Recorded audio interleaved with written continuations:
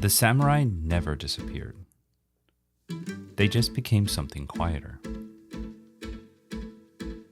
And it informed how a country learned to live.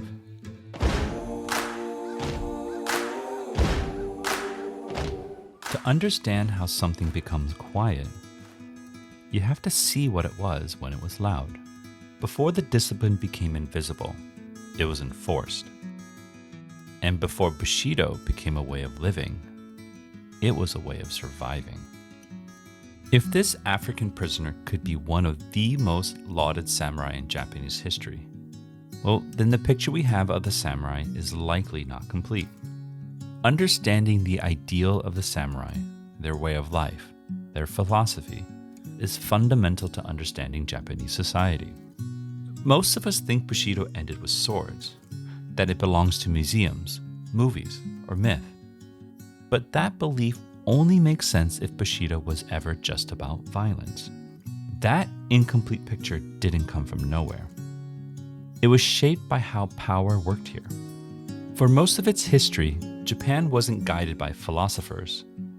It was governed by warriors. Japan was officially a military dictator for 1,000 years. So starting in the 10th century all the way to the Meiji Restoration in 1868, Japan was governed by warriors. A samurai means a servant, so to serve. Bushido wasn't a personality trait. It was society shaped by power. And when a society is shaped by warriors for thousands of years, discipline doesn't disappear when the war ends. What I was doing entering apprenticeship was not cleaning. It was being there and observing how he works, what's his schedule, his habits, where tools go.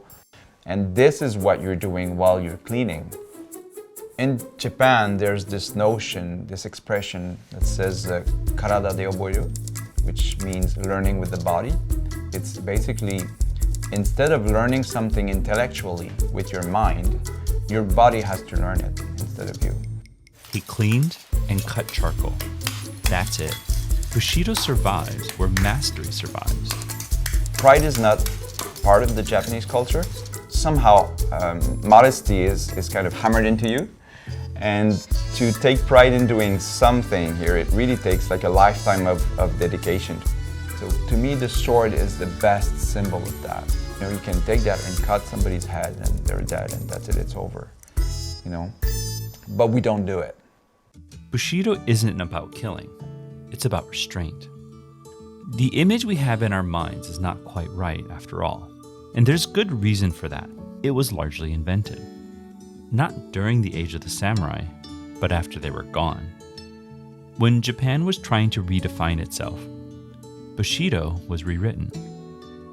An ethic of discipline became a story of obedience. And that story was useful. And actually, we need to go to the 1800s to meet this guy. This is Nitobe Inazo. He was a diplomat and a politician and believed strongly in the need for Japan to become an imperial power. He also wrote a book called Bushido, Soul of Japan. And in his book, he redefined the samurai as not just having been warriors, but as virtuous, chivalrous knights in not so shining armor. He wanted them to be like the European knights of old, so he created a myth about them. And once Bushido became a myth, it could be used. It's a brutal and nightmarish end to the idea of Bushido. And when Bushido became ideology, it collapsed.